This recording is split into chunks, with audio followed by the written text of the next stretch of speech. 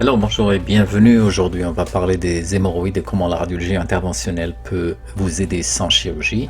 Donc les hémorroïdes sont bien connues, donc elles causent des protrusions, des bosses et parfois des sensations de grattage et même de saignement ou de la douleur.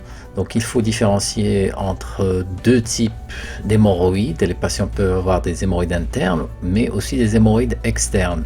Donc, quand c'est des hémorroïdes externes, les patients vont le savoir parce qu'il va y avoir comme des plis ou de la chair au niveau de la région anale. Par contre, quand c'est des hémorroïdes internes, c'est un peu plus délicat de diagnostiquer. Lorsque ces hémorroïdes externes, elles sont innervées, c'est-à-dire qu'elles reçoivent donc de l'innervation comme au niveau de la peau, et donc le patient, quand il va avoir une coupure ou un étirement, il va les sentir, ça va être très douloureux. Alors que pour les hémorroïdes internes, c'est surtout des sensations de ne pas avoir, donc la sensation de ne pas complètement avoir vidé le rectum après aller aux selles ou aux toilettes. Et donc un des autres symptômes, c'est bien sûr l'hémorragie, le saignement s'il y a rupture donc, de ces hémorroïdes et qui peuvent être un peu difficiles à gérer. Alors pour faciliter le diagnostic et le traitement, les hémorroïdes sont classifiés en 4 grades. Le grade 1, il n'y a pas de prolapsus, il y a juste quelques veines visibles. Donc et ça va en s'aggravant jusqu'au niveau du grade 4 où il y a un prolapsus que l'on ne peut pas réduire de façon manuelle, et donc c'est là où il faut la chirurgie. Alors, comment ces hémorroïdes vont se manifester? Quels symptômes elles vont donner? Donc, on a dit qu'il y a deux types d'hémorroïdes. Donc, il y a les hémorroïdes externes et les internes. Pour ce qui est des hémorroïdes externes, puisqu'elles sont recouvertes de peau et donc de nerfs, elles vont... Le principal symptôme, c'est la douleur. Donc, surtout si elles sont pincées, si elles sont blessées, par exemple, le patient a des constipations qui blessent ses hémorroïdes, donc ça va être très très douloureux, ça va le gêner énormément et donc ça va retentir sur la qualité de vie, même sur sa vie sociale, etc.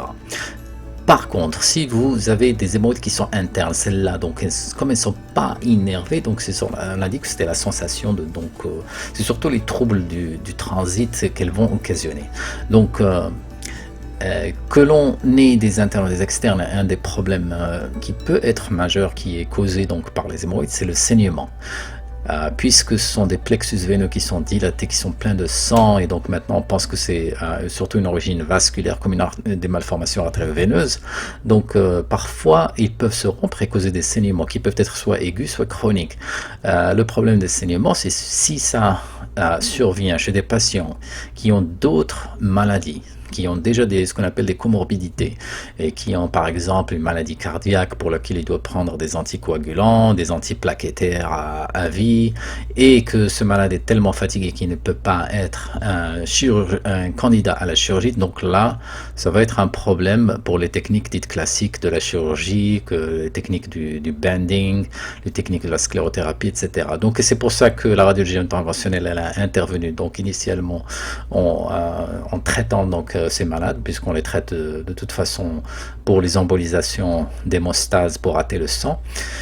Et secondairement, la technique que l'on va voir dite d'emboroïde a été développée parce que du fait que l'on pense que l'origine des hémorroïdes est plutôt comme une malformation artério-veineuse et en diminuant l'origine, donc le flux sanguin, on arrive à réduire donc les symptômes de ces hémorroïdes, quelle que soit donc l'origine, que ce soit interne ou externe. Et donc la beauté du geste, c'est que rien n'est introduit dans l'anus ou dans le rectum et que tout se fait par la voie endovasculaire, et dans ce cas-ci, on préfère la voie transradiale par le poignet.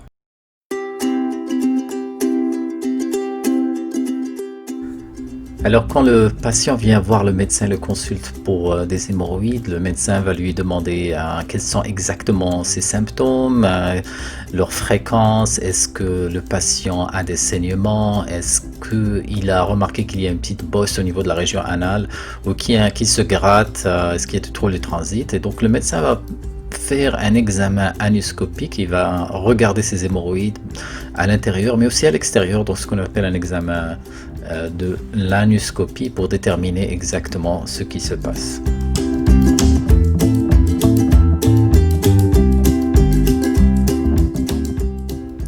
Alors le traitement dépend. Si c'est des hémorroïdes externes, qui a thrombosé. Donc le médecin va vous demander quelle est la durée des symptômes et est-ce qu'il y a une amélioration ou pas.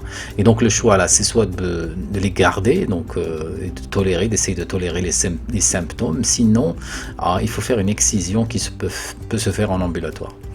Pour ce qui est des hémorroïdes internes, l'approche la plus commune, c'est de faire ce qu'on appelle ces bandes élastiques qui vont donc faire que ces hémorroïdes vont tout simplement mourir et tomber à l'intérieur. Et donc, en général, le malade ne s'aperçoit pas qu'il a perdu ses hémorroïdes. Donc, ce qu'on appelle en anglais le banding ou la ligature des hémorroïdes. On ne peut pas faire donc le banding, donc c'est pas nous, c'est les chirurgiens, ne peuvent pas faire le banding pour les hémorroïdes externes parce que c'est horriblement douloureux. Donc, voilà, donc ça c'est bien sûr il y a d'autres options comme donc les agrafes, il y a la sclérothérapie, il y a la ligature artérielle. Donc tout ça c'est des techniques chirurgicales qui ont été développées et quand tout ça ne marche pas, eh bien ils doivent aller vers la grosse artillerie qui est la chirurgie. Alors, la chirurgie rectale hémorroïdaire. Quel est le problème de la chirurgie rectale hémorroïdaire de la bouche des spécialistes? C'est très très douloureux. Donc c'est douloureux dans les suites opératoires et en général même les chirurgiens ne conseillent pas de faire de la chirurgie à moins d'avoir épuisé toutes les autres options. Et le malade, même s'il a donc eu la chirurgie, il va se rappeler, va même peut-être regretter d'avoir eu la chirurgie. Donc vraiment, on la garde pour les stades avancés où il n'y a pas d'autre option à considérer. Donc on va voir ce que cette médecin spécialiste dit pour ce qui est de donc, la chirurgie rectale. Alors elle reconnaît que c'est une des chirurgies les plus douloureuses de la planète et qu'elle ne la recommande à ses patients qu'après avoir épuisé les autres techniques. Parce qu'il y a des hémorroïdes qui ne peuvent être malheureusement réparés que par la chirurgie, comme le stade 4, comme on a vu.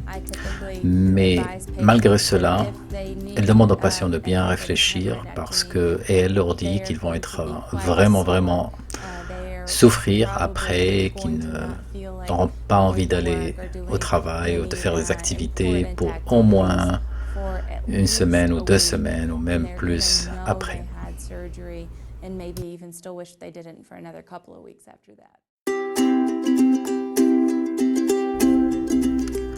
Alors, est-ce qu'il y a une solution pour les patients qui souffrent d'hémorroïdes et qui ne veulent pas que l'on introduise ou que l'on fasse une intervention au niveau de l'anus ou du rectum et qui veut surtout éviter donc de faire ces excisions douloureuses comme on a entendu?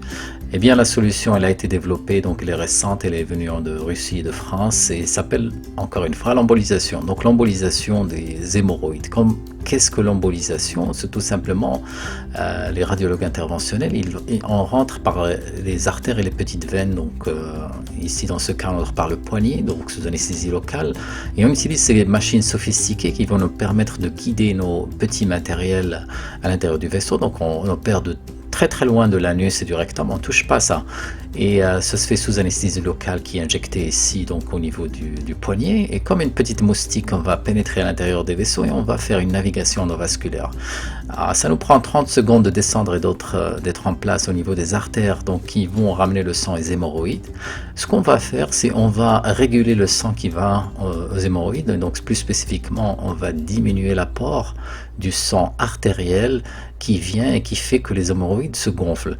Et donc c'est ça le principe de l'embolisation. Elle est faite donc de façon experte par les médecins radiologues interventionnels qui connaissent donc le sujet, qui sont bien entraînés donc sur ces techniques, parce qu'il faut bien reconnaître que cela doit se faire par un expert qui sait quel type de matériel poser au niveau de quelle artère, à quel niveau et quand s'arrêter. Et donc quand c'est fait dans de bonnes conditions, c'est une technique qui est très sûre et comme vous voyez, donc ça peut agir sur les hémorroïdes, que ce soit internes ou externes, parce qu'on pense maintenant que c'est comme des malformations artério-veineuses. Et là c'est un patient typique, on laisse juste une petite piqûre de moustique au niveau du poignet, donc la récupération est rapide, il n'y a pas de douleur, il n'y a pas donc de problème au niveau de l'anus, vous pouvez aller aux toilettes, etc. Donc là, ce qu'on voit ici, c'est des images d'artériographie. L'artériographie, donc c'est la radiologie des vaisseaux sanguins, et donc ce qu'on va mettre en place, c'est comme des petits coils, des spires métalliques qui vont donc bloquer certaines artères des hémorroïdes. On les appelle les artères hémorroïdaires. Donc cela va réduire le sang. Quand on réduit le sang, on réduit le gonflement, on réduit la stase, on réduit donc la congestion veineuse. Et voilà, le problème est réglé de façon extrêmement élégante. Le succès clinique maintenant sur les études est 70%. Malheureusement, c'est pas 100%. Mais c'est quand même très très prometteur et les recherches continuent à évoluer dans ce domaine.